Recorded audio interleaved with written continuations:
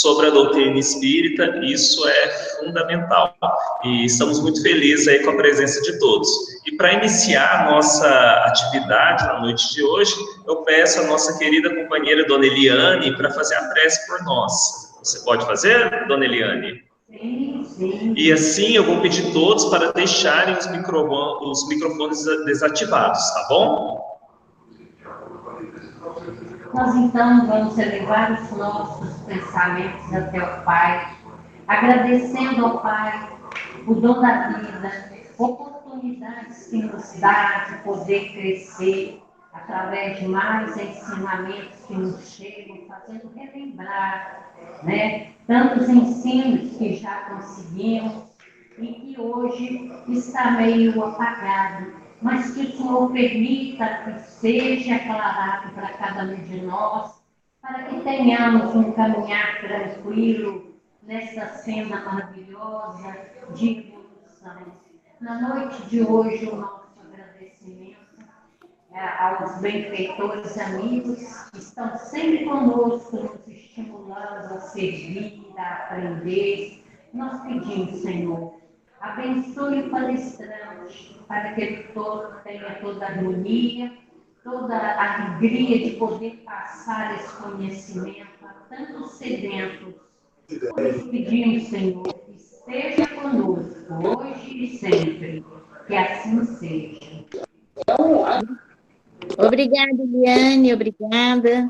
Nós vamos, então, agradecendo desde já a presença do nosso irmão querido, Marcelo Shoa, do Instituto Espírita de Educação do Estado de São Paulo. E a gente fica muito feliz, o nosso sonho, era nosso sonho e continua sendo trazer pessoalmente aqui. Mas, enquanto isso, ele já está aqui pessoalmente, através da live, né? Presença em nossas vidas. E o Marcelo, então, a gente agradece muito, viu, Marcelo? Muito obrigado pelo carinho de você ter aceito o nosso convite. Jesus te abençoe e passamos para você, meu querido irmão, com muita alegria esse momento. Fique à vontade, que Jesus te ampare.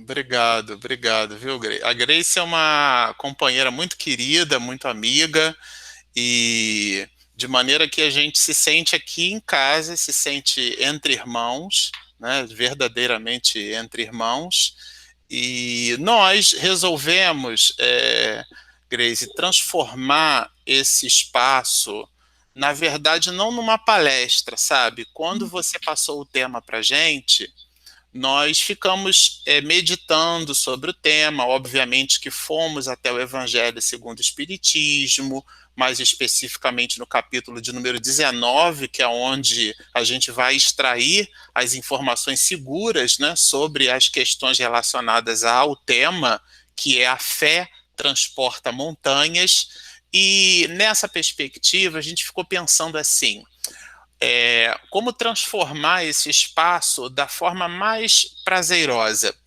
E eu me recordei das nossas atividades lá no Luz Caridade, no Centro Espírita Luz Caridade, que era a instituição espírita no Rio de Janeiro, aonde nós mourejávamos, aonde nós atuávamos. E lá no Rio, o instante do ESD, o estudo sistematizado da doutrina espírita, era um instante muito gostoso. Eu queria propor aqui para todos que nós transformássemos esse espaço num espaço de estudo sistematizado. Então, a nossa ideia aqui hoje não é fazer exatamente uma palestra com todo aquele formalismo que a gente consegue observar numa palestra, mas um bate-papo aonde nós vamos traçar aqui uma linha de raciocínio que também não é nossa, são informações do Evangelho segundo o Espiritismo, né? O que a gente fez foi usar o próprio Evangelho para a gente não inventar a roda. Então a gente vai estar trabalhando aqui agora todo um conjunto de informações do próprio Evangelho. Eu estou aqui de posse aqui de um tablet, né? E nós fizemos alguns apontamentos para nós conversarmos hoje, num formato de ESD, tá? Então essa é que é a ideia entre nós. Por uma questão de ordem somente, de disposição técnica, a gente vai reforçar para os companheiros que estão participando, que estão entrando nessa nossa live através do Google Meeting, como é que o Google Meeting funciona? Se o nosso áudio estiver aberto, automaticamente o Google vai perceber aquele sinal de áudio em paralelo, vai cortar a nossa imagem e vai devolver essa imagem para a pessoa. E às vezes a pessoa está com o smartphone saindo da sala, indo para a cozinha, ou ela está numa atividade pessoal e resolve colocar o áudio ali para poder ficar escutando a atividade enquanto, por exemplo, cozinha, sobretudo mulher, né, que faz várias coisas ao mesmo tempo. Então, é bastante importante que vocês coloquem o áudio de vocês no mute, né, ou no mute, para quem gosta de inglês, que aí fica garantido a nossa dinâmica aqui. Bom, como nós dissemos, a temática A Fé Transporta Montanhas está bem detalhada por Allan Kardec, porque esse trabalho foi compilado pelo mestre de Lyon, é importante que se diga isso. O Evangelho segundo o Espiritismo é um livro muito sofisticado, não é à toa que foi a terceira obra publicada pelo mestre de Lyon. Vocês sabem que Allan Kardec expediu primeiro o Livro dos Espíritos, depois ele expediu o Livro dos Médiuns, e por terceiro, agora essa obra, o Evangelho segundo o Espiritismo, que depois da sua segunda edição francesa recebe esse nome, o Evangelho segundo o Espiritismo. E aqui no capítulo 19, nós vamos encontrar algumas abordagens que os espíritos deram. A primeira delas, ele vai falar sobre o poder da fé, nós vamos trabalhar um pouquinho sobre isso. Depois ele vai falar sobre a fé religiosa, o que é que significa isso. Vai estabelecer Allan Kardec as condições para a fé inabalável. Que condições são essas? Vai introduzir uma parábola sensacional, que inclusive a Regina Mercadante, minha esposa, fez uma palestra no Instituto Espírita de Educação sobre esse trecho, que é a parábola da figueira que secou, e a gente vai perceber o que isso tem de relação com a fé, sobretudo nessa dinâmica, né? A fé transporta montanhas. E depois a gente vai obter com Kardec apontamentos que ele produziu, que ele mesmo vai chamar de instruções dos espíritos. São informações dos espíritos luminares, espíritos de escola, de alta envergadura, que deixaram mensagens, e Allan Kardec então se utiliza dessas mensagens e ele vai expedi-las aqui no capítulo 19 e vai trabalhar o conceito nessa instrução da fé como sendo a mãe da esperança e da caridade. E por último, e não menos importante, ele, o mestre de Lyon, dentro da instrução dos espíritos, vai estudar conosco, vai nos dar insumos para o entendimento do que seja a fé humana e a fé divina. Então esse é o mote do nosso trabalho de hoje, do nosso ESD, vamos chamar isso de ESD, tá certo? Estudo sistematizado da doutrina espírita. Bom, Allan Kardec abre o capítulo 19 falando sobre o poder da fé. E a gente vai entender, por síntese, que esta parte, o poder da fé, está intrinsecamente associado à vontade. E aqui ele vai desdobrar para que a gente possa tangibilizar o que é que significa, o que ele quer dizer com vontade, tá certo? Então, bom, Kardec ele evoca aqui, né, uma passagem de Mateus, no capítulo 17, mais especificamente dos versículos 14 a 20, e nesses versículos a gente vai encontrar um momento onde um jovem, um menino, na verdade, agonizava em poder de espíritos malignos. E era comum à época que os discípulos de Jesus promovessem curas. Quem já leu algum livro de Amélia Rodrigues vai dizer que a sombra de Simão Pedro projetada por sobre as pessoas curavam-nas. Tal era o poder desses discípulos, mas especificamente no caso desse menino que o pai pede, né, para que ele então fosse curado, e sinaliza que nenhum dos discípulos logrou essa cura, Jesus vai expedir um comentário, uma crítica, que é a arte de apreciar méritos e deméritos. Quando a gente só deprecia, a gente não está criticando. Quando a gente só elogia, a gente também não está criticando. A crítica é essa arte, essa habilidade de produzir mérito e demérito em alguma coisa, como se fosse uma moeda com duas faces. E aqui Jesus Cristo, nessa direção crítica, ele vai, antes de produzir o milagre efetivamente, né, que é a expulsão desse demônio, desse espírito maligno, ele vai dizer assim: ó raça incrédula e depravada, até quando estarei convosco? Até quando vos sofrereis? Trazei-me aqui esse menino. Quando a gente leu essa passagem, eu fiquei, nossa, mas são expressões muito duras, né? O incrédulo é aquele que não acredita. É fácil da gente entender. Mas o depravado, o verbo depravar, significa alterar, corromper, estragar alguma coisa ou prejudicar. Então ele nos contextualiza, ele introduz a atividade de cura. O prólogo dessa atividade é esse enunciado, e a gente vai perceber aqui, mais para frente, o quão esse diálogo, essa introdução de Jesus, ele vai efetivamente conversar, dialogar com o que seja o poder da fé. Então, Jesus promove efetivamente a cura, né, do menino, e fica a reflexão. Por que não podemos nós... Eles queriam saber o motivo, né? Por que não podemos nós outros...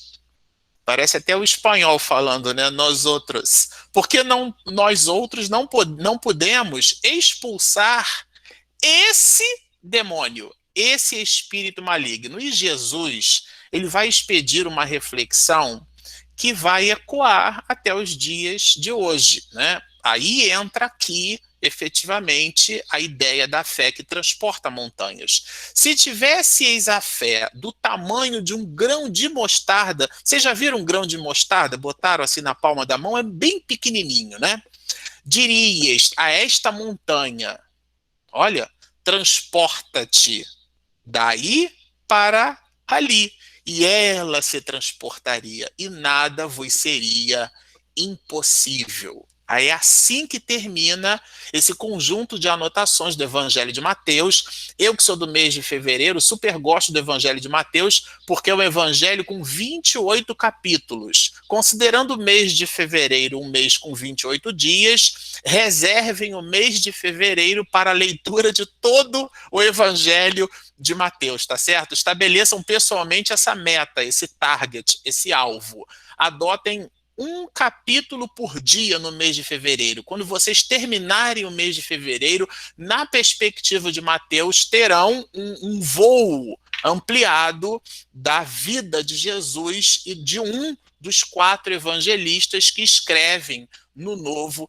Testamento. Mas aqui, por uma coisa ou por outra, já no item 2, os espíritos, na figura augusta do mestre de Lyon, vai abordar o sentido moral desse aspecto do transporte da montanha. É óbvio que não trata-se aqui de um mestre Jedi que vai esticar as mãos e vai solicitar que um móvel se desloque, se translade de um ponto ao outro, derrogando princípios básicos das leis físicas e da natureza. Não é isso. Allan Kardec, no item 2, vai dizer: aqui, porém, unicamente, quer dizer, de modo único, no sentido moral, se devem entender essas palavras. As montanhas que a fé desloca são as dificuldades, as resistências à má vontade, isto é, a falta de boa vontade, a falta de vontade. E aqui esse primeiro mote da análise desse axioma, vamos dizer assim, a fé transporta montanhas, está intimamente associada ao poder da vontade. E existem montanhas, o Evangelho, no aspecto metafórico, vai desdobrar esse assunto, nos dizendo que existem outras montanhas para nós transpormos, né? Que são as montanhas do interesse material, é a ideia do egoísmo, que ele, inclusive, vai chamar de cegueira do fanatismo e das paixões, né? Que são outras tantas montanhas, são aquelas. Aquele conjunto de crenças e valores que nós internalizamos e as mais das vezes cristalizamos, e isso nos impede de crescer, nos impede de analisar as coisas numa perspectiva mais positivista. Então nós ficamos assim como que absortos. A gente costuma dizer, a pessoa depois de um tempo ela vai cristalizando. Então, o cristal, né, aquele objeto muito endurecido. Então, essa ideia da cristalização, do endurecimento, do enrijecimento, é uma montanha, porque ela vai nos impedir o progresso cognitivo. O que é isso? A nossa capacidade de crescimento intelectual e moral, porque a gente vai estudar agora aqui mais adiante que a nossa capacidade de raciocínio está intimamente associada à nossa capacidade de produzir fé. E essa fé, então, o Allan Kardec vai dizer aqui que ela está ligada à noção da confiança. Eu tenho fé porque eu deposito confiança, nesse caso, confiança em Deus. Então ele vai dizer assim, olha, noutra acepção, entende-se como fé a confiança que se tem na realização de uma coisa, a certeza de atingir determinado fim. É uma espécie de compleição. A pessoa acredita nela mesma, essa vontade, essa potência, né, que a gente vai chamar aqui de confiança. A vontade, Leon Denis, na obra O Problema do Ser, do Destino e da Dor, mais especificamente no capítulo 20 dessa obra, ele vai chamar, Leon Denis, o título A Vontade, e vai expedir ali raciocínios belíssimos. Seria uma outra live só para a gente falar sobre esse capítulo 20 de Leon Denis. Mas aqui a ideia central do pensamento de Leon Denis, que a vontade é a maior potência da alma. Tudo posso naquele que me fortalece. É essa vontade, essa potência que vai depreendida aqui no Evangelho como sendo a fé. Agora, ele continua e faz uma exortação aqui bem curiosa. Olha, a fé sincera e verdadeira é sempre calma. Quando a gente leu isso aqui, a gente ficou pensando assim, bom, nesse caso a fé está adjetivada. Logo, a fé é um substantivo. O que a gente quer dizer com isso? A pessoa diz assim, eu tenho fé. Não quer dizer nada. A sua fé é uma fé sincera ou não sincera? É uma fé abalável ou inabalável, como a gente vai ver mais para frente? Então, a fé deixou de ser um adjetivo. Nós não adjetivamos, isto é, qualificamos nada pelo aporte da palavra fé. A fé não é um adjetivo, não traduz qualificação.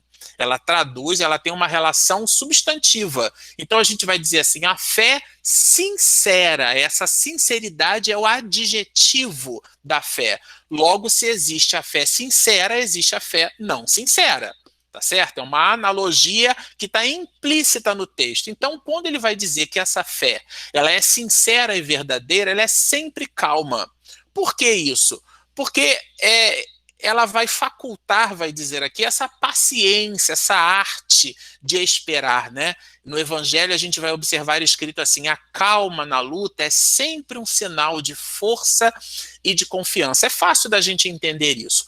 Um profissional sênior, a senioridade de um profissional, ela está intrinsecamente associada ao seu comportamento, à sua habilidade emocional. Então ele consegue colocar no plumo das suas habilidades conceituais a sua própria ação. Então, num momento de dificuldade, vamos para um paramédico experiente, ele vai observar um acidente de trânsito e ele vai entrever a melhor forma de conduzir aquele paciente. Quando o paciente chega no hospital, o médico de emergência que cuida de situações gravíssimas de politraumatizados, ele vai buscar os sinais vitais. O olhar é um olhar técnico, não é um olhar frio, mas é um olhar municiado de informações. É isso que representa essa senioridade.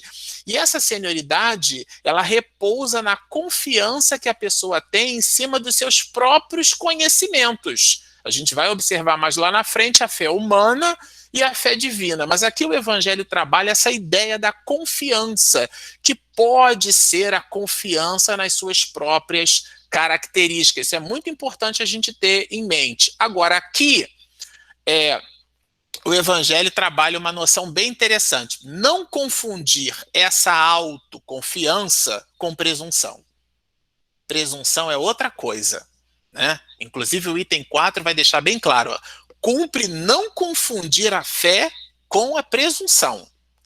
E aí, como nós conseguimos estabelecer essa distinção? Porque a fé verdadeira, a gente falou que tinha falsa, ela vai se conjugar à humildade. A palavra humildade de humus, né? A gente pode até traduzir como terra. É o mesmo referencial. Todos viemos do mesmo lugar. Então, a humildade, no sentido etimológico, pode ser percebida e entendida como a habilidade que a pessoa tem de reconhecer as próprias limitações. Isso aqui é a humildade. Humildade não é a subserviência. Humildade é a exortação de Jesus, diz assim, eu sou o caminho, a verdade e a vida. Se fosse nos dias de hoje, no século XXI, a gente podia traduzir assim, eu sou o cara, né?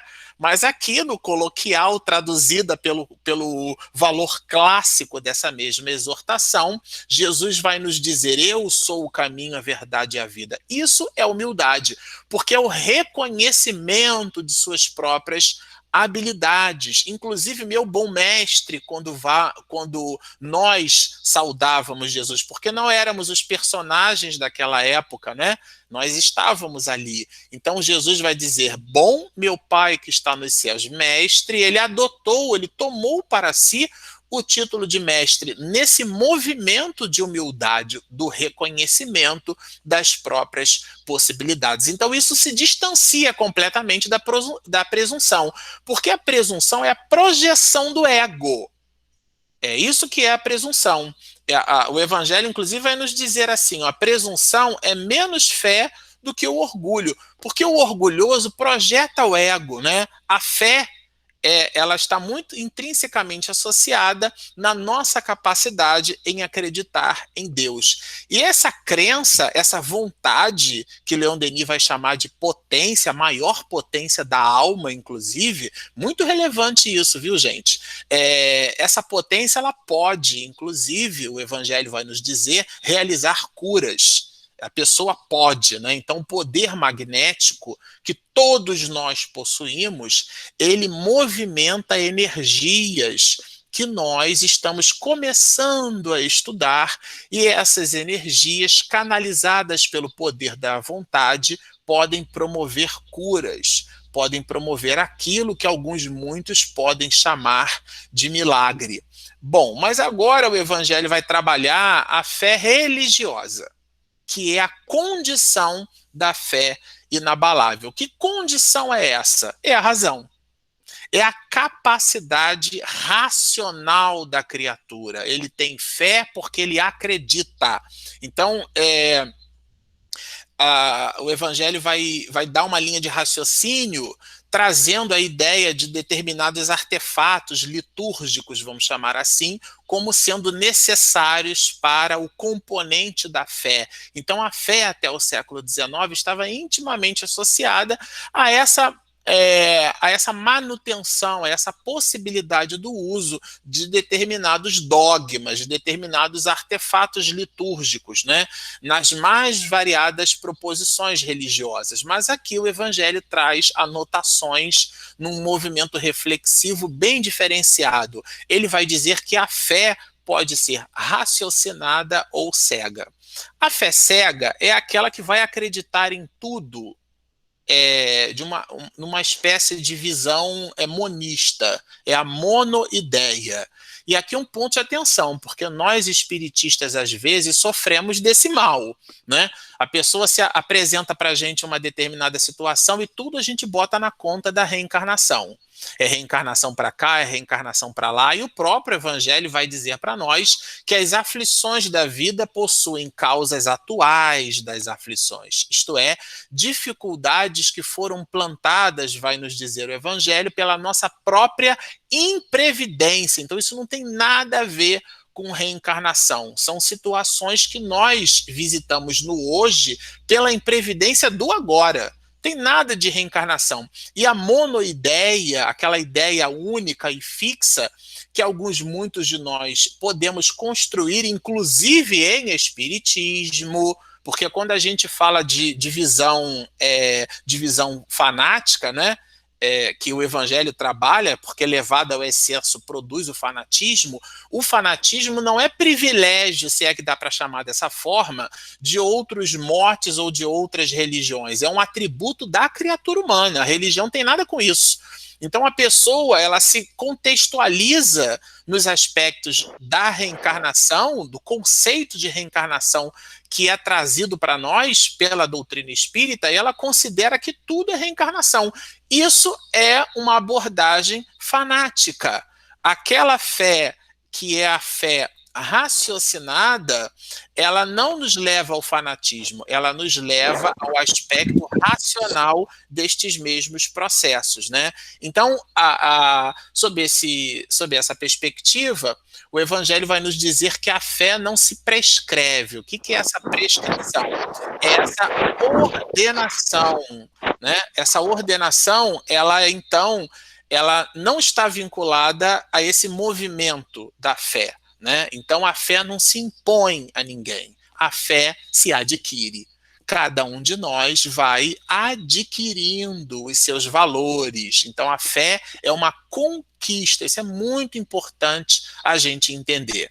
Aqui, olha, mais adiante, quando ele fala da fé raciocinada, ele vai dizer assim, olha, essa facilidade de assimilar as verdades espirituais é sinal evidente de anterior progresso. Aqui está o componente da fé raciocinada, é aquilo que Allan Kardec vai chamar de desenvolvimento do senso moral. Ele usa essa expressão lá na obra O Livro dos Médiuns. Esse desenvolvimento do senso moral, essa compleição para depreender de fato que as situações da vida são situações provocadas por nós ou situações que nos servem como mecanismos de crescimento e estamos todos, independente dessas situações, sob a égide, sob o comando da divindade.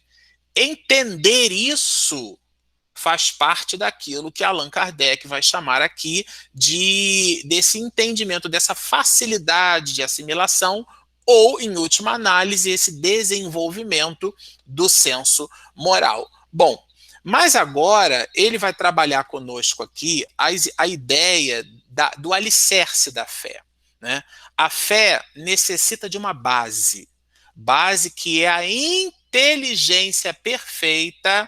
Falávamos da fé cega, agora da fé raciocinada. Inteligência perfeita daquilo em que se crê. Então a pessoa crê porque ela entendeu, né? E para crer não basta ver, é preciso, sobretudo, compreender. A compreensão, a razão. A razão, então, é o pivô do instrumento que a fé se utiliza, é o ingrediente fundamental. Ele, inclusive, vai dizer da fé como sendo essa relação, o antagonismo com essa relação dogmática, quando expede o raciocínio assim, olha, o dogma da fé cega é que produz hoje o maior número de incrédulos, porque ela pretende impor-se. Então a fé não se prescreve, a fé não é uma imposição. Não, isso é assim e acabou. Não, a criatura precisa entender o processo, né?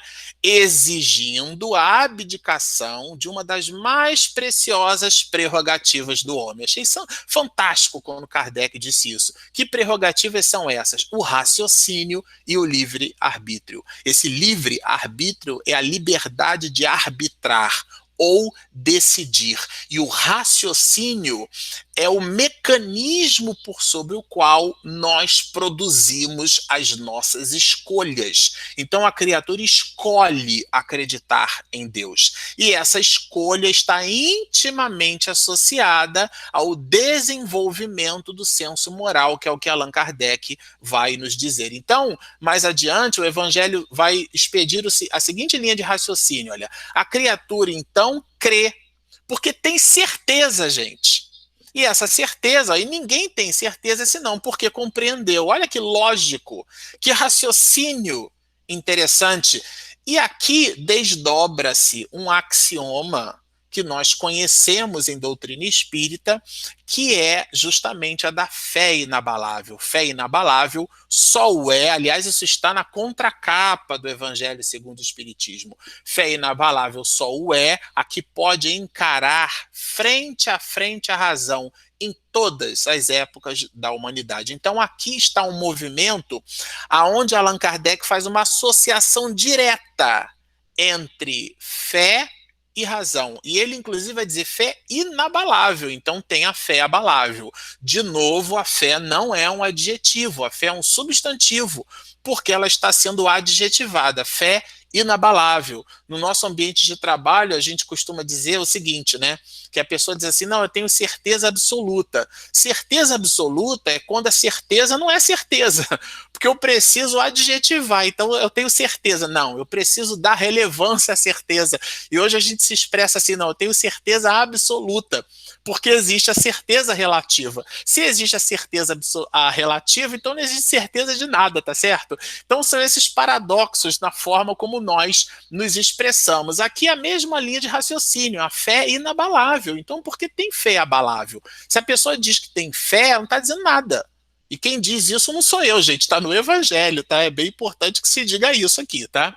Então, bom, agora o Evangelho vai trabalhar para nós, eu vou fazer uma passeada aqui, infelizmente o tempo não vai assim, nos permitir aprofundar nessas questões, eu vou até combinar com a Grace o seguinte, que eu vou deixar aqui os 15 minutos finais para não ficar cansativo. A turma nos deu 1 hora de exposição, mas para a gente transformar isso num diálogo mais interessante, para não ficar um monólogo, né, só eu falando, eu vou usar mais 15 minutos, a gente vai até 8h30, mas até 8h15, 8h18, e depois eu vou abrir aqui para perguntas e respostas, para um diálogo fraterno. Obviamente que eu não sou aqui um oráculo de Delfos, né? Eu não sei todas as coisas, mas daquilo que nós produzimos apontamentos e nós nos sentirmos aqui voltados para o texto na resposta, a gente vai dialogar com todo mundo sobre essas mesmas respostas, tá? Fica então aqui o combinado entre nós,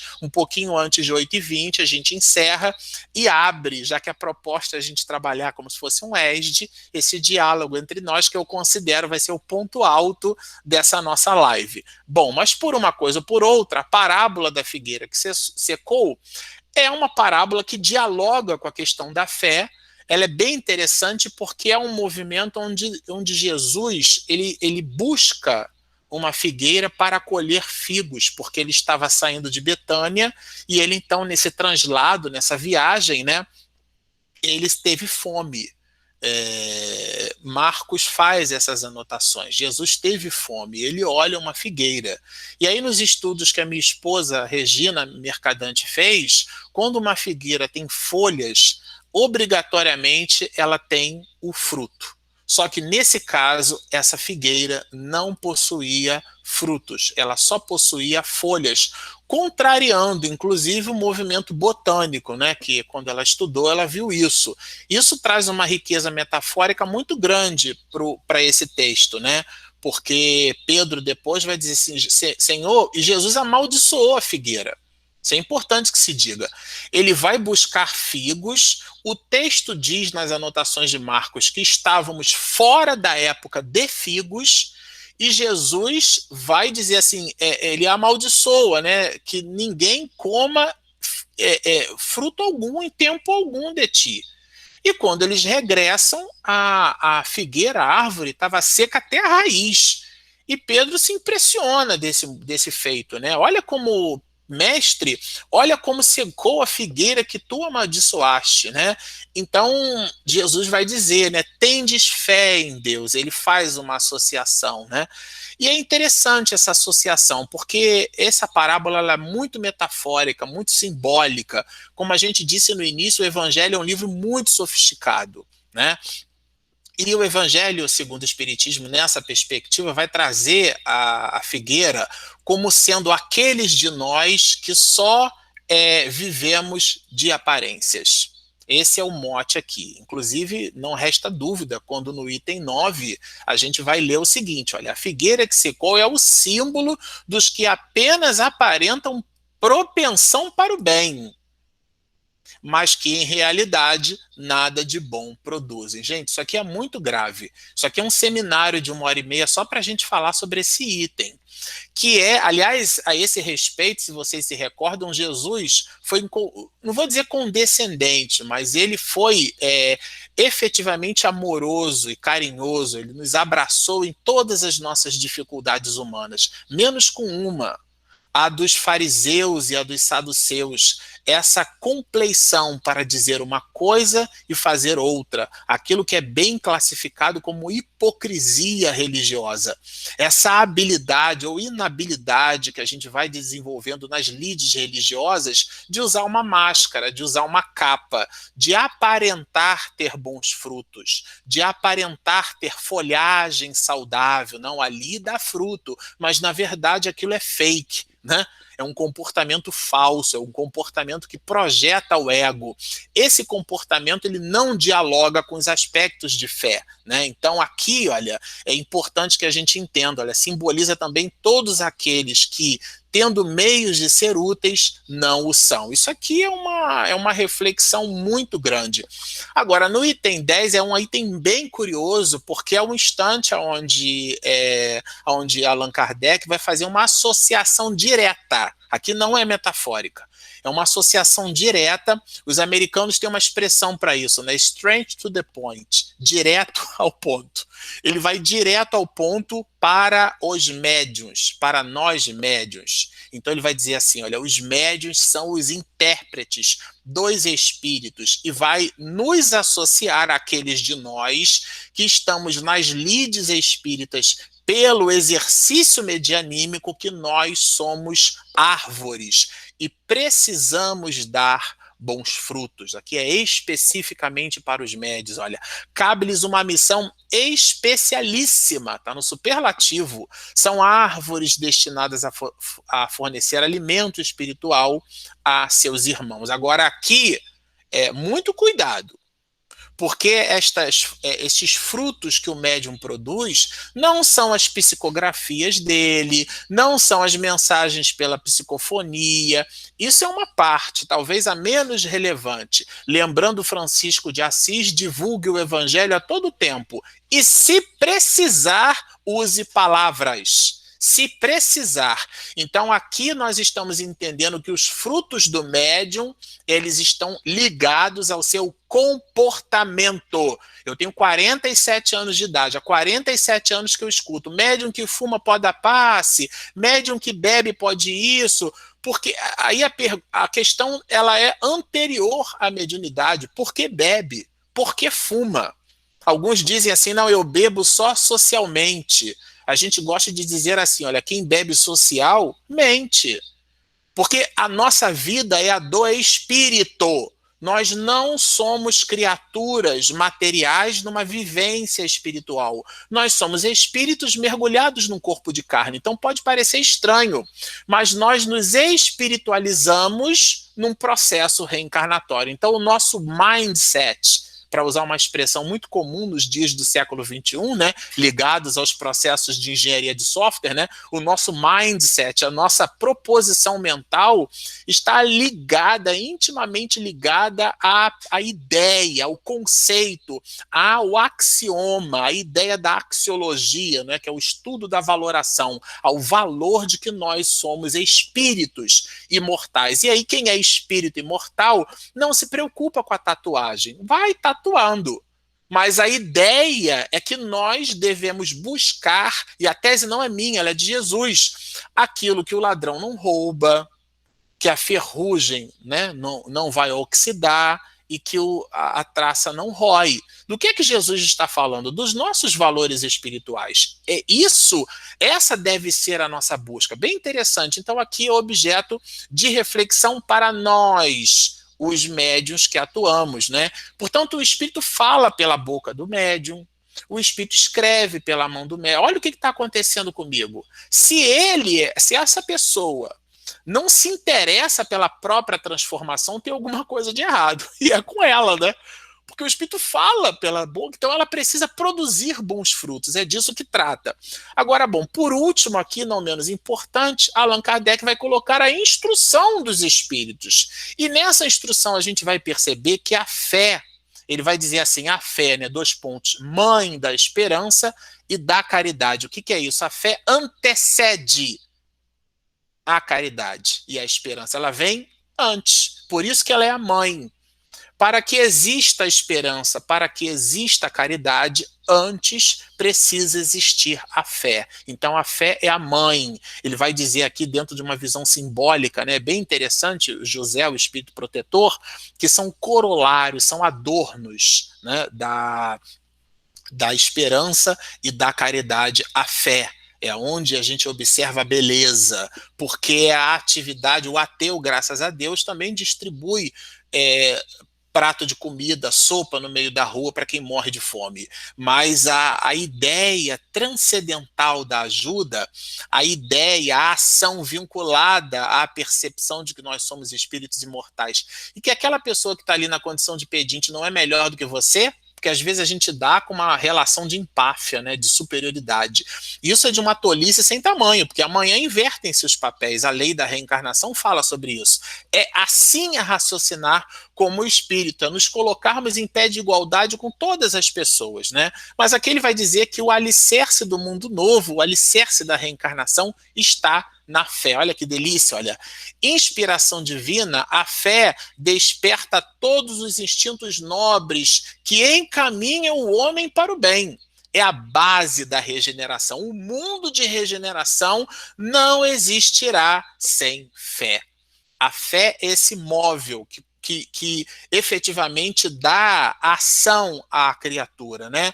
E ele vai dizer aqui, pregai pelo exemplo a vossa fé. Foi o que dissemos na expressão de Francisco de Assis, divulgue o evangelho a todo tempo e, se precisar, use palavras. Agora, ao final, José, né, que escreve lá em 1862 em Bordeaux, ele vai nos deixar a seguinte linha de raciocínio, olha, amai a Deus, mas sabendo por que o amais. A razão. Crede nas suas promessas, mas, que é uma condição adversativa, né? Mas sabendo por que acreditais nelas. Olha o componente razão aí. Seguir os nossos conselhos aí deles, dos espíritos de Skol, né? Que deixa claro que trata-se de uma alma nobre. Seguir os nossos conselhos, ele se coloca assim na exortação, na proposição. Mas compenetrados do fim que vos apontamos e dos meios que vos trazemos para o atingirdes. Isto é, o uso racional das coisas. E aqui, quando Allan Kardec vai trabalhar conosco na instrução dos espíritos a ideia de fé humana e fé divina, ele vai falar que a fé é essa vontade. A fé canalizada para Deus é a fé divina. A fé canalizada, essa vontade que a gente colocou, né, inspirando-nos em Leon Denis, essa vontade, essa compleição da criatura em realizar, quando ligada às questões materiais, é a fé humana. E não depreciemos a fé humana, porque as pessoas que estão neste instante trancafiadas em laboratórios, expedindo soluções para vacinas do Covid-19, precisam possuir fé em si mesmas, precisam entender que o conhecimento acadêmico que elas construíram ao longo de sua vivência nas universidades lhe tornam capazes de trabalhar para promover a cura para a humanidade. Somos mais de 7 bilhões de seres humanos neste instante, dependendo de um punhado de pessoas para, então,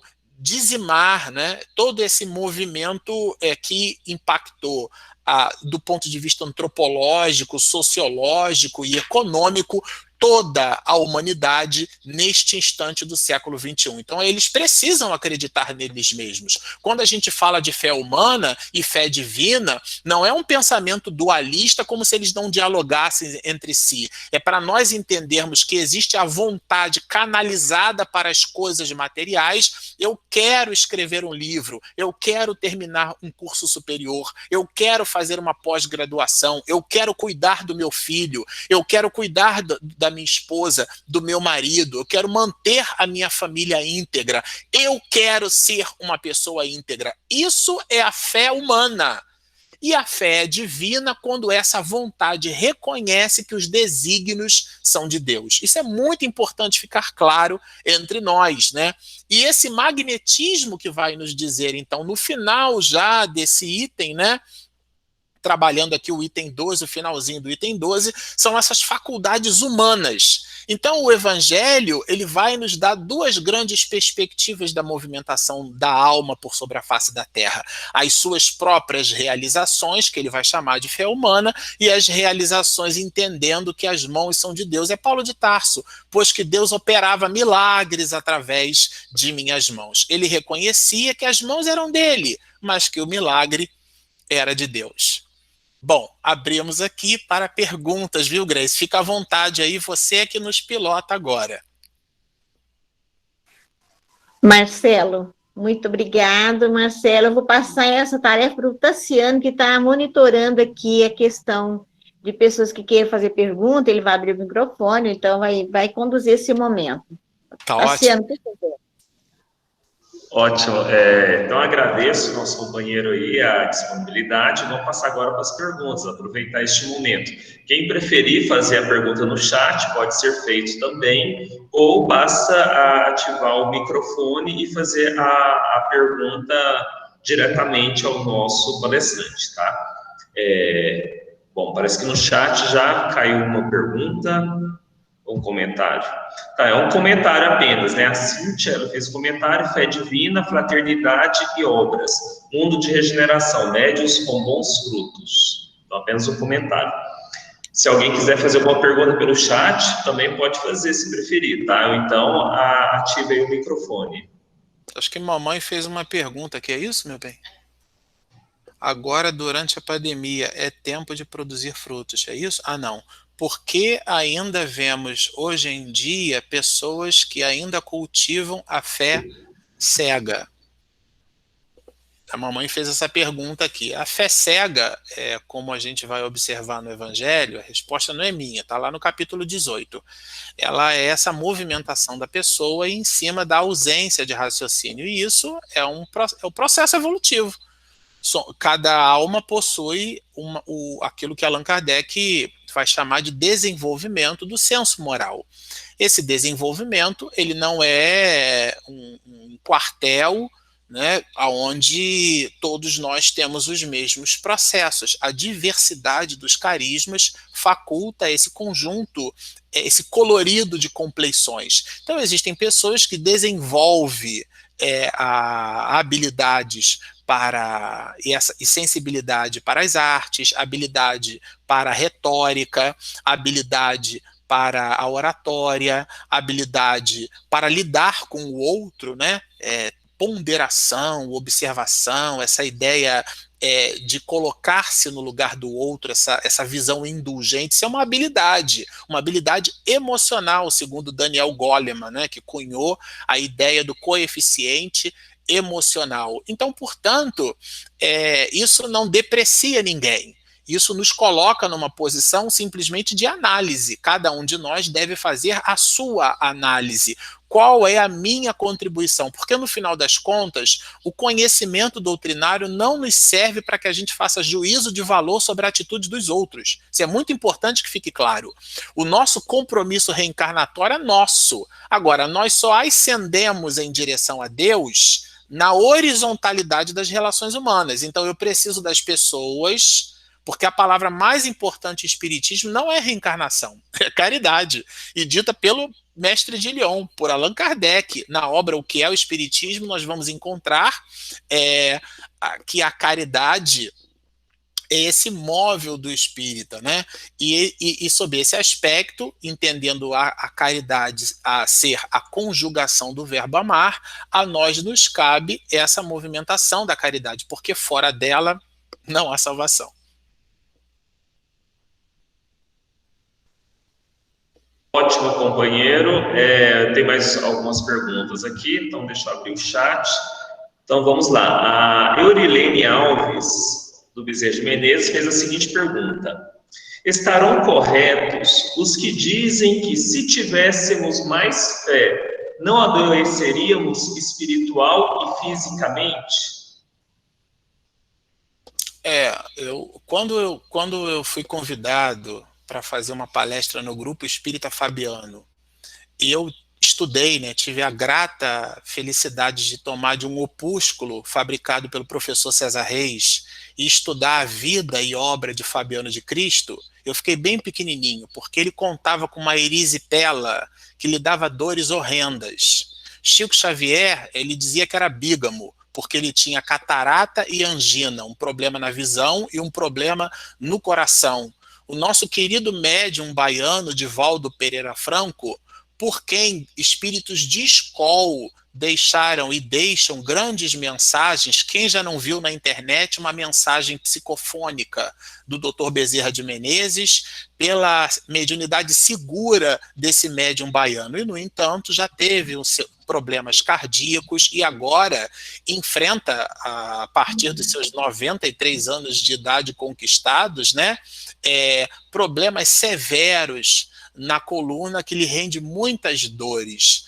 É importante a gente entender, essa pergunta ela é bem oportuna, porque o espiritismo não se ocupa de curar corpos. Nós observamos movimentos, e aqui não é uma crítica, é uma análise, eu estou entre irmãos de jornada, casas espíritas muito interessadas na promoção de curas corpóreas. Item 350 do Livro dos Médiuns. Cabe ao espiritismo a redenção da humanidade. Nós não estamos vinculados a corpos. É óbvio que Emmanuel vai nos dizer que se Deus quisesse a dor por sobre a face da terra, não tinha nos dado os analgésicos, a penicilina e todo um outro conjunto de avanços. Eu tive uma dor de dente numa certa oportunidade, tive que fazer às pressas um tratamento de canal, a obturação, né? Simplesmente o amálgama vazou e a cárie fez a festa, e me deu dores de dente terríveis. E a sensação do analgésico aliviando a dor, naquele momento, as lágrimas me vieram, e o dentista achou que eu estava sentindo dor, eu estava agradecendo a Deus. Então, a gente às vezes vincula, ampara as questões muito no aspecto material. Isso não deve ser visto assim, né? A fé, ela nos cria mecanismos para que nós suportemos as nossas próprias questões. E se tiver na nossa programação espiritual visitar determinadas doenças, assim como nós as tivemos, por exemplo, em Francisco de Assis, que deixou a sua vida através de uma cegueira grave e augusta, teve os olhos queimados em brasa viva. Imaginem a dor que ele não sentiu. Então, nós canalizamos as coisas muito... Parece que dentro desse mecanismo da prosperidade, que muitos colocam como corpo de doutrina, né?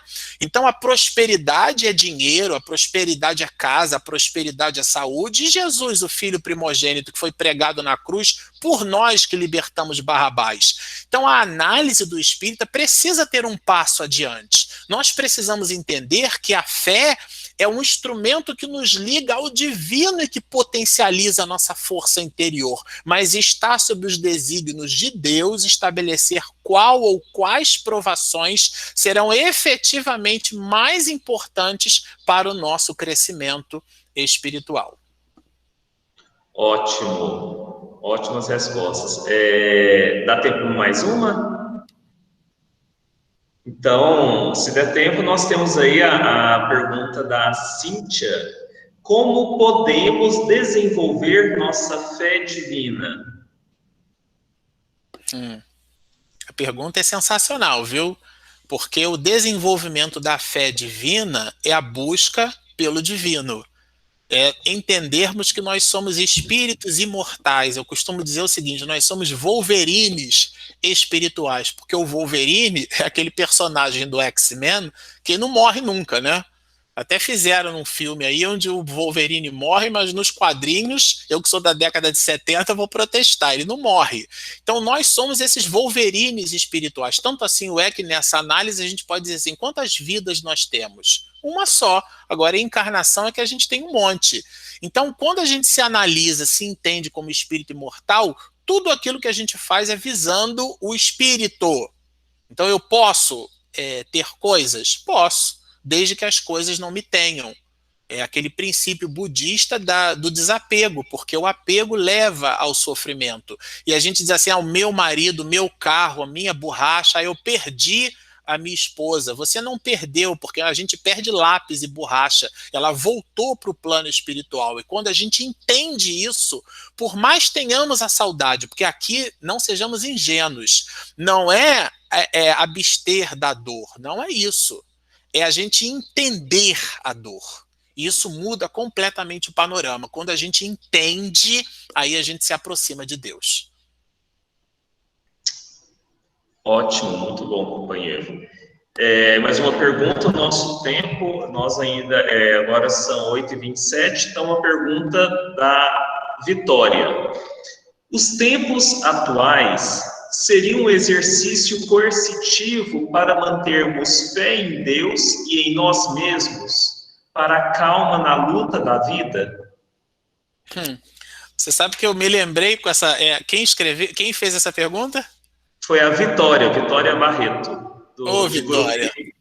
Vitória é um nome forte, né? Vitória Barreto, um beijo, Vitória. Vitória, se você não é advogada, você já foi numa outra existência, viu? Porque parece pergunta de advogado. Ela é advogada. Eu depreendi na mesma hora. E, Vitória, se você se lembrar, se você se recordar das suas aulas de filosofia do direito, você vai lembrar que as normativas jurídicas são propostos coercitivos. A gente costuma dizer em filosofia do direito que as leis são positivadas, isto é, elas são impostas. E essa imposição, ela vai muito bem descrita no primeiro conjunto de leis que a gente chama de decálogo.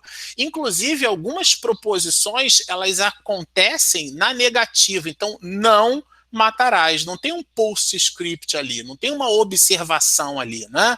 Não tem o PS, né, do postscript ou o OBS de observação, não matarás, que inclusive começa com o advérbio de negação. E o advérbio, para quem não fugiu das aulas de português para comer merenda na escola, o advérbio é uma palavra invariável, que modifica o adjetivo, o verbo e, portanto, o próprio advérbio. Por isso que eu não digo assim, ela está meia molhada, porque é o modo como ela está. Então, ela está meio molhada, porque não flexiona com o gênero. Né? Menos cansada, não menos cansada, porque menos é um advérbio de modo, é o modo como ela está. Então, são palavras invariáveis. Olha que interessante, olha o recado das leis. Estas palavras invariáveis assim o são porque as leis são coercitivas. Agora, vamos imaginar a coerção vinculada à nossa capacidade de arbitrar, à nossa capacidade de decidir, à nossa capacidade de escolher. À medida que nós possuímos discernimento, a nossa habilidade de discernir vai aumentando. Então, os propósitos coercitivos que existem na lei, porque ninguém faz o que quer, Se a gente come a feijoada da insensatez, nós estamos absolutamente associados ao mal-estar ou à indigestão provocada por aquele ato. Então, nós não estamos ali como um barco à deriva. Então, a pergunta, viu, é bem oportuna, porque as leis de Deus são instrumentos coercitivos. A reencarnação, nem todo mundo reencarna como está lá em Segismundo, que planeja no mundo espiritual. 3/4 partes de nós volta para o corpo pelo impositivo dos mecanismos reencarnatórios. Não fique escolhendo ali se vai nascer com essa, com aquela patologia. Não fiquem imaginando que aquilo ali visita a maioria das possibilidades. 3/4 partes de nós, como vive aquilo que Joana de Ângeles vai chamar de consciência de sono, visita o automatismo das leis. Somente depois, com discernimento, que é o que no capítulo 18 a gente vai encontrar como sendo a razão, nós vamos entender aquela evocação do almirante Hart na Segunda Guerra Mundial, né, na luta contra os japoneses. Era um almirante americano. E 25% da frota americana foi abatida pelos japoneses porque estavam no pier. Isso foi objeto de um filme chamado Pearl Harbor, né? Então, e os americanos devolveram com 2 bombas na cidade de Hiroshima e de Nagasaki, que até hoje permeiam efeitos de radioatividade pelo decaimento da meia-vida atômica. Mas por uma coisa ou por outra, o almirante Hart vai nos dizer assim: Senhor, dai-me serenidade, mas dai-me serenidade para suportar tudo quanto preciso suportar. Mas, sobretudo, dá-me sabedoria para distinguir uma coisa da outra.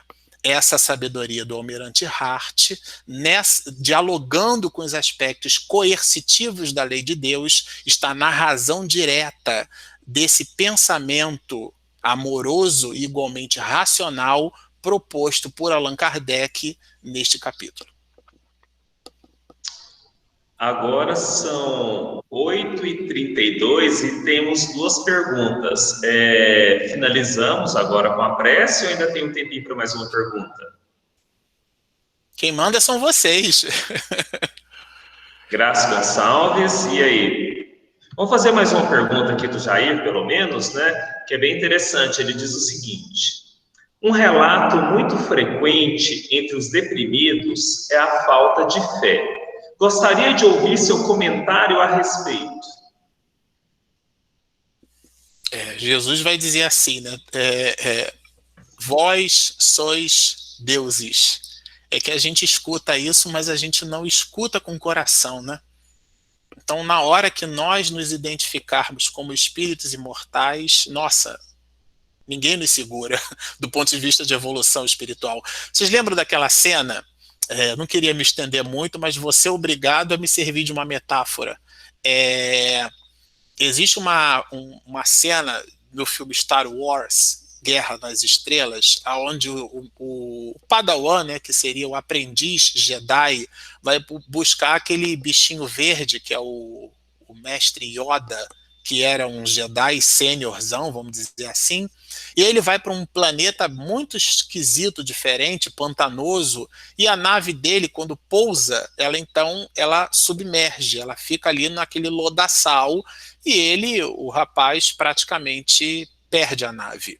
E o treinamento Jedi dele, que pressupõe a concentração, fazia com que ele levitasse objetos. E ele levitava ao mesmo tempo vários objetos. Em um determinado momento, o Yoda sugere a ele que busque levitar a nave. Ele disse, bom, levitar uma pedra é uma coisa, mas levitar uma nave, mas isso está na sua mente. Não, mas tente. E aí é uma película, é um filme, né? Obviamente, chega um determinado instante que a nave começa a se deslocar, então ela promove ali borbulhas, né? E o robozinho, né? O R2-D2 fica saltitante, fazendo sinais ali de alegria, e ele então naquele processo de concentração, mas o filme busca mostrar que o tamanho da nave, em função do esforço mental que ele deveria ser capaz de produzir, por ser insuficiente, a nave volta para o pântano, e ele então diz assim, você está me pedindo o impossível. Aí o mestre Yoda, baixinho, pequenininho, estica lá a mão, o braço com aqueles 3 dedinhos verdes na ponta, e ele então fecha os olhos, respira, se concentra, e a indústria cinematográfica nos dá essa reflexão. Ele então coloca a nave se deslocando. Quando a nave tangencia o solo, o rapaz diz assim: nossa, eu não acredito. Ao que o Jedi arremata: é por isso que você não consegue. A tese é de Jesus, gente. Vós sois deuses. Você que está nos ouvindo aqui no nosso ESD, né? Na nossa conversa sobre esse capítulo maravilhoso, que é o capítulo 19, A Fé Transporta Montanhas, você é um Deus. É um Deus com D minúsculas, é verdade, mas nós temos o DNA divino. Filho de peixe, peixinho é. Vós sois Deus, então a gente precisa acreditar nisso. E, de novo, o Evangelho não trabalha esses conceitos como uma presunção, mas como um reconhecimento que nós somos filhos do Eterno. Na hora que a gente se vincular a essa proposta de eu posso, ninguém vai me segurar. Aproveitando um pouco mais a presença do nosso companheiro, então a última pergunta para finalizarmos a noite. A pergunta é do Márcio Fernando. Podemos interpretar a pandemia como recado divino para cuidarmos mais do próximo e do planeta? Todos os movimentos da face da Terra são recados para nós, né? A gente gosta de lembrar que quando a gente toma do nosso automóvel, visita ou visitava, né? Que agora a reclusão social pede que cada um de nós fique em casa. Hashtag fique em casa, inclusive, né?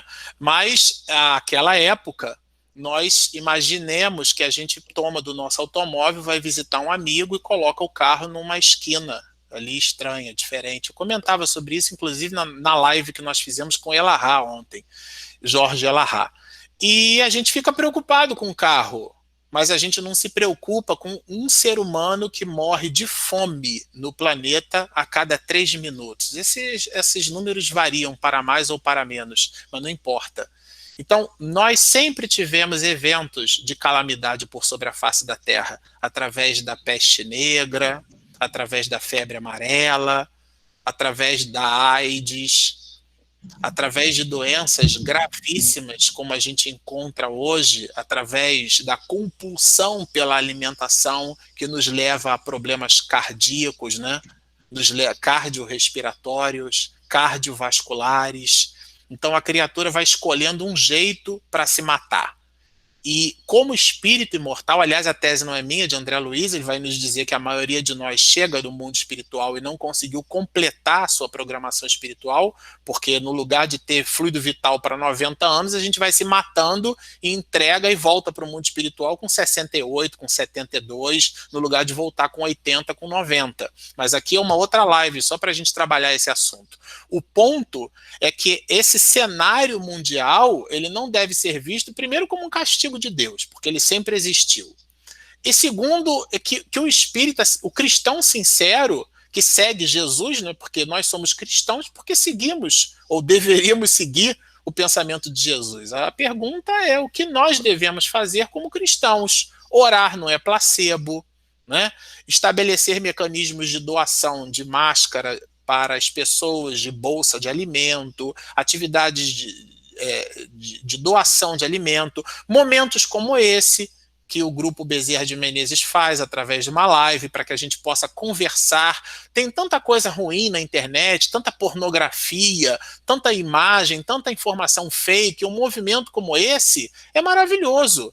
Então, estas são as abordagens que nós devemos nos fazer. E, por último, aqui não menos importante, lembrar da questão 132 do Livro dos Espíritos. Eu gosto de citar livros e seções dos livros para vocês não acharem que eu tiro isso da minha cabeça, tá certo? Está na codificação. Então, qual o objetivo da encarnação? Pergunta Kardec, né? Parece que está no século XXI, quando trata de meta, visão, missão. Qual a nossa missão? É fazer com que cheguemos à perfeição. Mas, para tanto, precisa ele passar pelas vicissitudes da existência terrena. O Covid-19 é uma dessas vicissitudes. Ótimo, agradecemos aí o companheiro pelas belíssimas palavras, né? Acredito que essa noite aí realmente todos nós vamos refletir bastante, né, a respeito dessas passagens de Jesus e todo o conteúdo que trouxe para nós. Então vamos passar. Graça, você quer comentar algo para nós finalizarmos? Tem que ativar o seu microfone. Tá bom. Olha, estou emocionada e muito grata por tudo, Marcelo, muito grata. Os nossos companheiros que estão conosco na sala, né? Que coisa maravilhosa esses momentos de aprendizado. E vamos aproveitar, Tassiano, e pedir para ele fazer a prece, encerramento, aproveitar ele o máximo. E você vai voltar mais vezes, viu, meu irmão? Vai voltar, sim, é muito carinho, e vai vir aqui pessoalmente aqui. A gente vai combinar isso, pessoalmente, para a gente aproveitar você 24 horas, 48 horas, o que der mais. Estamos juntos. Você é uma criatura muito carinhosa, muito querida. Da última vez que nós estivemos em Tocantins, a gente levou de Tocantins muita coisa, e do que a gente colocou na bagagem, parte do volume da bagagem foi preenchida com as suas boas vibrações, né? Obrigada, Marcelo. Pelo seu carinho, pela sua amizade, pela atenção, por esse verbo de mãe, né? Por esse verbo carinhoso, esse DNA do cristão que a gente observa, né? E a gente fica muito satisfeito, muito mesmo. Me sinto aqui em Tocantins, eu me sinto em casa. Está em casa. Faz a prece para nós, querido. Vamos orar. Querido Mestre Jesus, divino pastor de nossas almas, nós estamos aqui, Senhor, muito satisfeitos, porque estamos estudando as tuas lições imortais. Estamos nos reconhecendo como imortais. Protege-nos, Senhor, porque ainda somos criaturas muito frágeis, mas ao mesmo tempo, em Ti, somos criaturas muito fortes. Dentro dessa visão, Senhor, aonde por nós mesmos pouco podemos, e em Ti é que lograremos êxito, te suplicamos o concurso amigo através dos teus prepostos de luz nos hospitais, nos lares que visitam dores augustas, pessoas que sofrem, mas que estão expurgando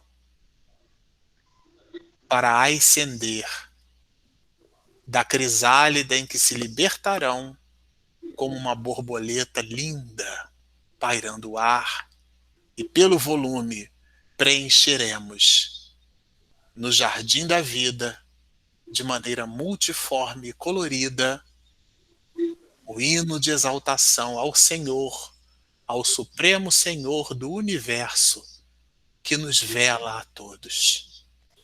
Nesta necessidade e busca de ligação contigo, nós nos despedimos na noite de hoje, te pedindo ainda que permaneças conosco, hoje, agora e para todo sempre. Obrigado, Senhor.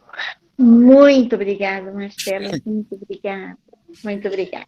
Muito bom. E, pessoal, não vamos sair ainda não. Vamos ativar as câmeras só para a gente tirar uma última foto, tá? Com todos. Então, quem estiver aqui na sala ainda, vamos aproveitar esse instante e ativar as nossas câmeras para que a gente possa registrar esse momento maravilhoso, né?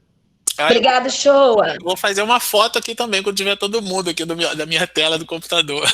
Ótimo, isso mesmo. Vamos E lá. agradecendo especialmente você, Marcelo Show, e todos, né, que estão aí nos seus lares e que aproveitaram esse instante para estarmos juntos, né? Isso é muito bom. Então, bota eu aí na tela.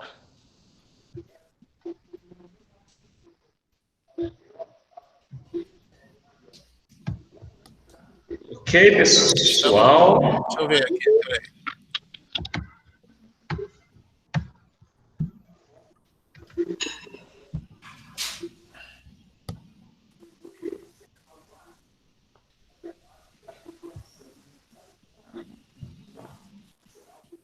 Pessoal, então, ótimo. Agora, já tirei o show? Você tirou a foto?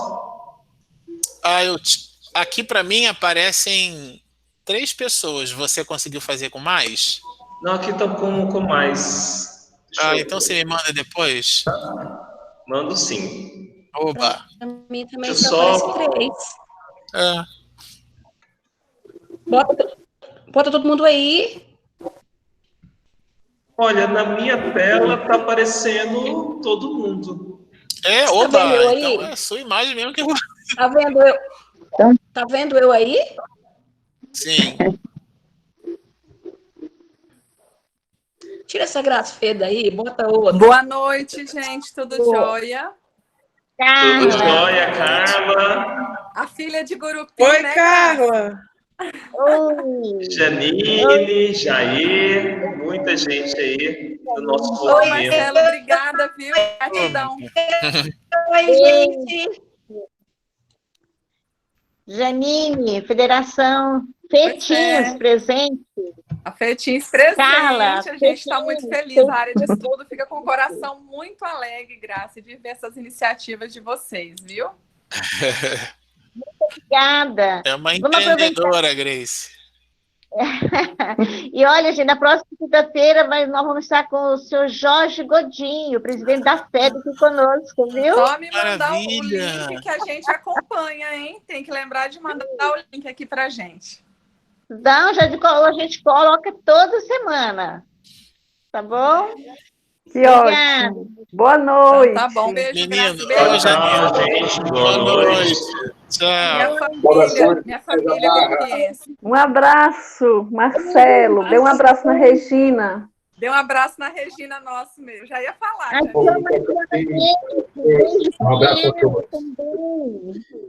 Tchau, tchau. Um abraço, Gente, querido. Vera, Tchau. Carla, Deise, Jair, Orcilene, Belinha, Márcio. Tchau, tchau. Um abraço aí a todos. Não vão ainda, quero servir o lanche. Até a próxima quinta-feira. Isso, quinta-feira estamos de volta aí no mesmo bate-canal. Tchau, tchau, gente. Boa noite. Tchau. Beijo.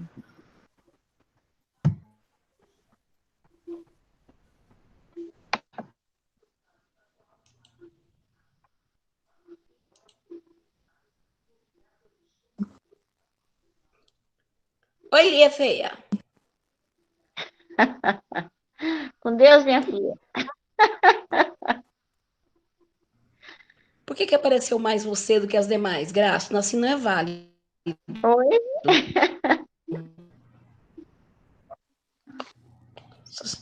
Quem é que controla isso aí? Tchau. Beijo.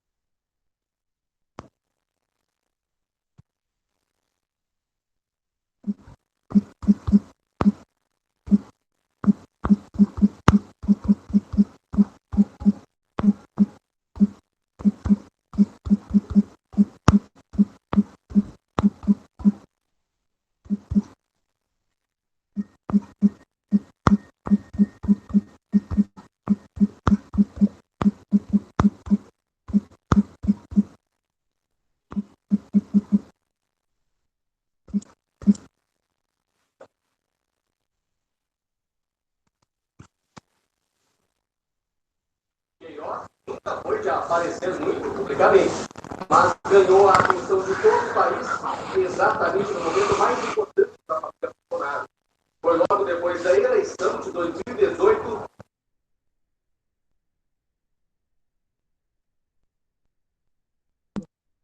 de atividade financeira, que atua na prevenção e combate à lavagem de dinheiro, identificou movimentações suspeitas de R$ 1.200.000 na conta bancária de Queiroz entre janeiro de 2016 e janeiro de 2017. O Ministério Público do Rio passou a investigar a suspeita de rachadinha no gabinete de Flávio, esquema em que assessores devolvem parte dos salários ao parlamentar. Uma das transações descritas pelo boato envolvia um cheque de R$ 24.000 depositado na conta da hoje primeira-dama Michele Bolsonaro. O presidente Jair Bolsonaro disse na época que era o pagamento de um empréstimo que ele tinha feito a Queiroz.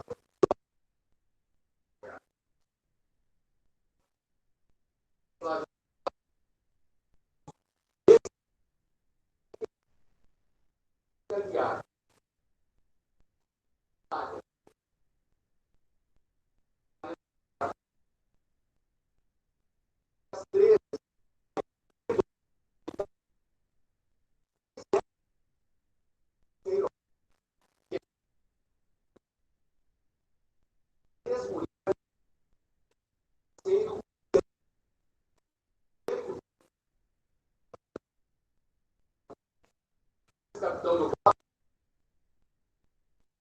milicianos foi muito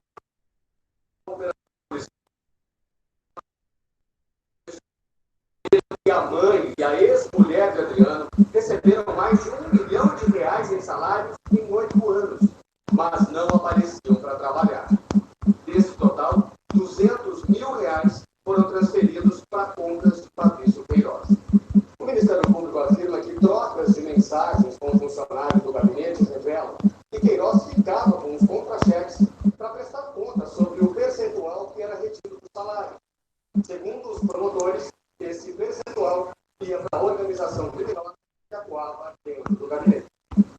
Numa delas, Queiroz escreve: "Você pode me informar o valor que foi depositado este mês para eu prestar conta." Se antes Fabrício Queiroz era a presença constante ao lado da família Bolsonaro, o ex-assessor andou sumido desde que as investigações surgiram. Queiroz nunca foi deposto pessoalmente no Ministério Público, não apareceu nos dias marcados. Ele alegou problemas de saúde. Entre o fim de 2018 e início de 2019, ficou internado para a retirada de um tumor. Um vídeo gravado pela filha dele vazou. Mostrou o ex-assessor dançando dentro do hospital. Meses depois foi revelado que Queiroz pagou o hospital e a equipe médica com dinheiro vivo, R$ 133.000. Só em janeiro de 2019, na defesa por escrito ao MP, Queiroz deu uma versão sobre o dinheiro na conta dele. Contou que metade foi arrecadada de parte do salário dos colegas de gabinete para pagar assessores informais que trabalhavam externamente. A outra parte, Queiroz diz que veio de atividades informais, de segurança particular, compra e venda de... Hoje foi um dia repleto de bênçãos. De manhã, quinta-feira, 9 horas, nós temos o estudo das parábolas, né? Através do Zoom, 28 pessoas. Aí, 5 horas da tarde, a gente tem o estudo da Gênese.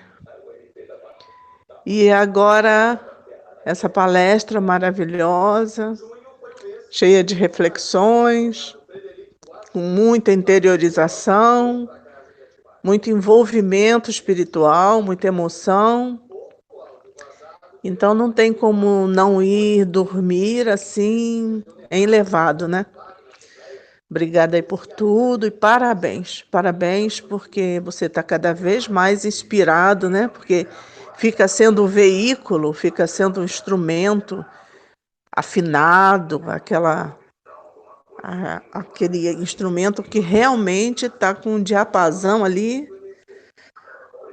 fino, bem aferido. Jesus continue te abençoando, tá, meu filho? Beijão.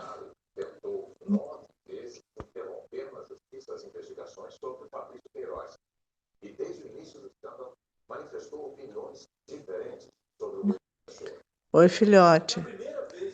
Realmente hoje foi um dia repleto de bênçãos, né? Porque quinta-feira tem o estudo 9 horas da manhã, que é estudo de parábolas. Tem bastante gente, umas 28 pessoas participando. Às 5 horas da tarde tem o estudo da Gênese, também tem outra patota, através do Zoom. E agora essa palestra, né, que nos encheu de emoção, esse envolvimento espiritual muito bom, porque a gente também passa o dia todo só pensando no bem, só preparando o trabalho, então fica com um diapasão assim bem fininho, né, bem. E você estava realmente muito envolvido, graças a Deus, porque você também está sendo um instrumento bem aferido, né, da espiritualidade. Parabéns, obrigada por tudo. Pode ter o seu descanso merecido, né, do dever retamente cumprido. Fica com Deus, meu amor. Obrigada por tudo, tá bom? Te amo. Todos foram feitos na agência bancária, fica dentro da Assembleia Legislativa do Rio. O relatório afirma que o fato de terem sido feitos de forma fracionada desperta a suspeita de ocultação da senador. Oi, filhote. Obrigada por tudo, viu? Hoje foi um dia que fechou com chave de ouro. Começou 9 horas da manhã com estudo de parábolas, 5 horas da tarde com estudo da Gênesis e agora chave de ouro com você. Parabéns por tudo. Você estava muito bem envolvido, não era para menos. Um instrumento perfeito para ser utilizado pelos espíritos. E eu emocionada aqui. Muito bom mesmo. Fica com Deus, meus queridos. Legislativa do Rio de 2007 a 2018, quando ele era deputado estadual. Os promotores rastrearam os valores e afirmam que uma parte do dinheiro ganho pelo senador no esquema das rachadinhas virou o chocolate. Flávio e Fernanda Bolsonaro se tornaram sócios desta loja no shopping da Zona Oeste do Rio. O casal pagou R$1 milhão e, segundo as investigações, o valor não era compatível com a renda dos dois, circunstância que levanta a fundada suspeita de que parte dos recursos desviados da Assembleia Legislativa possa ter sido lavada por meio do empreendimento comercial. Também chamou a atenção dos promotores o fato de que as vendas em dinheiro vivo da loja eram praticamente o dobro do normal, mais de 40%. E na Páscoa, as vendas em cartão aumentavam, enquanto o volume de negócios em dinheiro... Agora só repousar, né? Flávio Bolsonaro também usou o negócio imobiliário para encobrir os desvios de recursos da Alerj. As investigações citam a compra e venda de apartamentos no Rio. Segundo o Ministério Público, as transações de Flávio Bolsonaro e da mulher dele envolvendo os imóveis logo chamaram a lucratividade excessiva entre os preços de compra e venda. Os promotores suspeitam que o casal comprou apartamentos por valores maiores que os registrados nas escrituras. E isso só foi possível